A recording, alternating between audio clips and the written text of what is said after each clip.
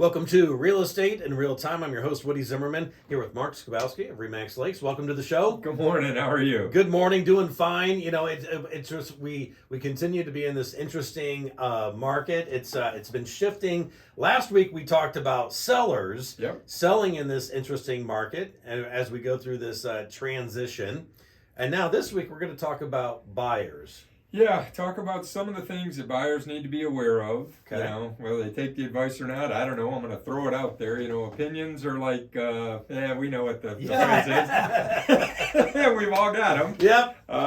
So I'm going to give my opinion on some of these things. Now, this is an educated opinion. Well, I was going to say, let's just say these are informed opinions. I think so. They're informed opinions because you've been doing this for nearly 20 years of your life. So. Our job is really to help advise and guide. You know, so what's an agent do? Well, all they do is write the contract and go.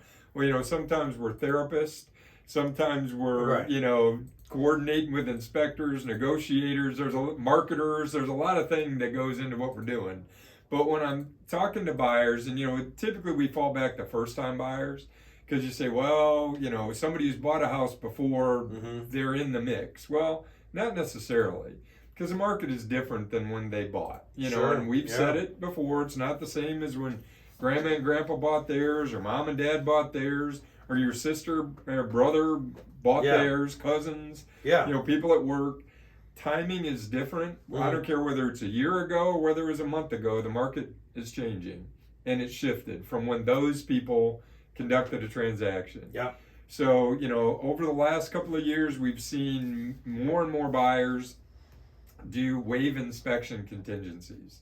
Yeah. In order to get them accepted. And I think we talked about last year, I believe the number was 3 homes that I sold to buyers that were sight unseen. That's crazy. They wrote offers, sight unseen, and waived inspections. That is even when they bought them. That's even crazier to me. As an agent, there's there's risk there. You're like, man, I hope these folks trust me. They don't come back after me, because they bought it. Now, believe me, we're protected. Mm-hmm. We've got every disclosure, liability waiver under the sun. Because again, I'm trying to advise people. Here's your options. You pick. We're all adults. We're making educated decisions. Make that decision on your own. So I can't tell you what price to offer, but I can tell you the range of where it should be. I can give you an opinion if I think you're in the ballpark or not. Well, it's listed at $250. It's been on the market for 3 hours. Should I offer $200? That's a pretty simple. Probably not. Yeah. Even in today's market, no, that's not. The list price is the starting price going up. It's not the starting price. That's going down. Yeah, which is where we used to start. Started at list price, and you started below that, and you negotiated up the list price. Well, now we're starting at list price, and we're negotiating up to some number that, if we're financing, hopefully will appraise. But if we're paying cash, it doesn't really matter if we choose not to have an appraisal. But for buyers, waiving inspections is risky. So you have to be educated about that. You have to decide if this house that you're all enamored with is worth taking the risk on, buying without having inspections. So over the last couple of years, a lot of people have waived inspections, and there's articles that are, starting to pop up where people are now giving their horror stories. Yeah, buying without inspections. Now, again, I'm more of a centrist than the extremist. Okay. Those articles, they're talking about 1 or 2 examples. There are probably 100 other examples of people that didn't get harmed. Yeah, by buying with no inspection. Sure, you're right. So I'm not that alarmist guy going, oh my God, you can't buy. Yeah. Just be aware of the property that you're buying. Be cognizant of the condition of the home that you're buying. And make an educated and informed decision. Yeah, because that is a big risk. That is a big risk. And if you can do a lot of the work yourself and you know it, then you've mitigated some of that risk. Yeah, right. Right, by doing that, because you can do it. But if you have to hire everything done, or there's huge issues with this property that you probably overpaid for when you bought, if you bought in the last couple of years because prices have been so high. And I say probably overpaid, you bought at market. but that same house 2 years before was probably worth a lot less. Yeah. And who knows, in 2 years you're not going to see it worth significantly more than what you paid for it if the market shifts, and we're starting to see that. So just be aware from a buyer standpoint. Make good decisions. It's all part of you're putting an offer together, is whether I waive inspections or not. And in a competitive market, what are some of the pieces that you do to win? Well, you waive inspections. Only point I'm making is make an educated decision. If you're going to waive inspections, just be aware you've now assumed the risk for that property that you spent a half hour in or 45 minutes in when you looked at it. Okay, so that's how it's been for the past couple of years. A lot of people have waived. A lot of people have waived. But now, as the market is shifting, you think there's going to be a lot more inspections? I think we're going to go back to the more normal, where it was, where most people did ask for inspections. Fewer people waived. There's always been a certain number of people that would waive inspections, but I think it increased during the last couple of years, and I think we're going to see it go back to more normal, where people will ask for the opportunity to inspect rather than waiving, because there's not going to be as much competition to buy that particular house. Right, absolutely. And we did talk about this last week as well. Seems like there's more inventory. We're going to start to see an increase in inventory, and it's bumping up. Yeah, as we go through the end of May, we'll definitely see more inventory. All right, we're talking about buyers here this week, so we're going to be back right after this to talk more about buyers and some mistakes that we'd like to see you avoid. You're listening to Real Estate in Real Time. Welcome back. You're listening to Real Estate in Real Time. I'm your host, Woody Zimmerman, here with Mark Skibowski of RE/MAX Lakes, and we're talking about buyers here this week and some, mistakes that we want to see them avoid. Yeah, so the pre-approval, number one, get pre-approval before you go out and look. Yeah. That's a big one. It is. There's a lot of times a house will hit the market on Friday afternoon. For whatever reason, Friday afternoon. Yeah. You wake up and you ding, you look at your phone and the first thing you see is, oh my God, that's a property I really want. Let's go look at it. Yeah. So you reach out to your agent who had you set up on a search. Let's go look at it. Well, it's probably going to move quickly. Are you pre-approved? Have we got a copy of your pre-approval? Well, I don't yet, but I'd really like to go see it. Well, okay. Are you in the game? No. So don't make that mistake. Get pre-approved now. Don't think that you're going to get instantaneous response on a Saturday because you bank with, Podunk Bank in the middle of nowhere. Are they going to be working Saturday and Sunday? Not every banker is available to you Saturday and Sunday. They're just not. So if you need to get a pre-approval, or if you need to get a letter that says that you have the funds available to pay cash, think about it in advance. If you're starting the home search, get that pre-approval, have your finances in order. Nothing worse than submitting an offer with no pre-approval. Yeah.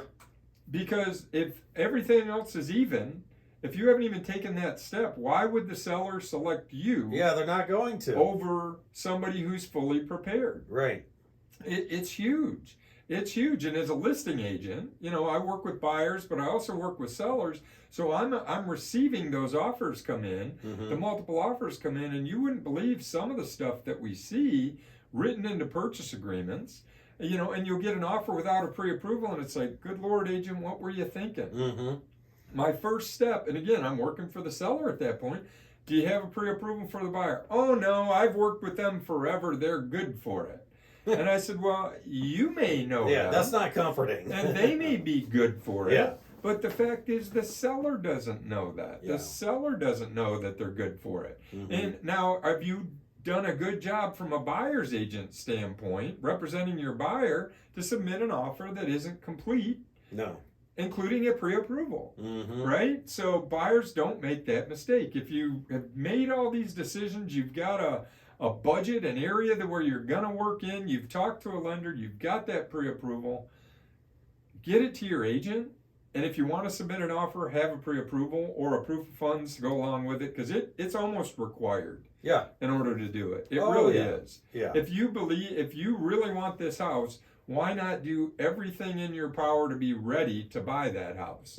Is my whole point. Now, you don't have to, but if you want to get your offer accepted, that's one of the steps you need to have. Yeah, yeah, right. Speaking from a listing agent standpoint, sitting down to talk to the seller, are they pre-approved? Sellers aren't crazy either. Mm-hmm. They're educated in the market. Yeah. You know, I expect to see a pre-approval with every offer that comes in. But going through this process of buying a house, it's like that's the exciting part, is like walking through the house and saying, "Hey, we want to put an offer on this." It's not doing the tedious work of turning in W-2s and taxes. That's correct. That's not fun. That is not fun, but it's a necessary evil. But yes, you have to do it. It needs to be done. Yeah. So, you know, again, don't make the mistake of not having a pre-approval. Mm-hmm. Have that ready to go. The other thing is a budget. Well, the pre-approval helps you with the budget. Yeah. Right? It tells you the right price range. If you're approved for $250,000, don't look at $350,000 houses. Right. Once you look at a Cadillac, you'll never see a Chevy the same again. No. You know, and I used to say, you know, BW or something like that, you know, some odd Yugo, right? Yugo, I guess I'm aging myself, but most of the young folks wouldn't even know what a Yugo was. Yeah, but, you know, once you drive, I don't care, once you drive a Mercedes, you'll never look at a Ford, whatever that is. Right. You know, once you've looked at 350, 250 will never look the same again. No, right. So don't look outside of your budget. In fact, if you're pre-approved for 250, you really need to be looking at 230, 240, because you're gonna, what did we say? You're gonna negotiate up. Yeah, so you're right. don't be above your budget. Mm-hmm. You know, because, well, I'll just submit it. That's, I guess, another piece. Make sure your pre-approval matches what your offer is. Mm-hmm. I can't tell you, when we get into these multiple offer situations and representing a seller, you get a pre-approval for $300,000 and they've offered $320,000. Yeah. So the seller says, "Well, are they good for it? Can they do it?" Well, yeah, they could have a lot more. Or the other thing that I see buyers, whether it's the buyer's agent or the buyer themselves, they blank out the amount that they're pre-approved for. Mm. What value is in that pre-approval? Right. As a listing agent, what am I going to do? I'm going to reach back to that buyer's agent and say, "Hey, what are they pre-approved?" "Well, they don't want you to know."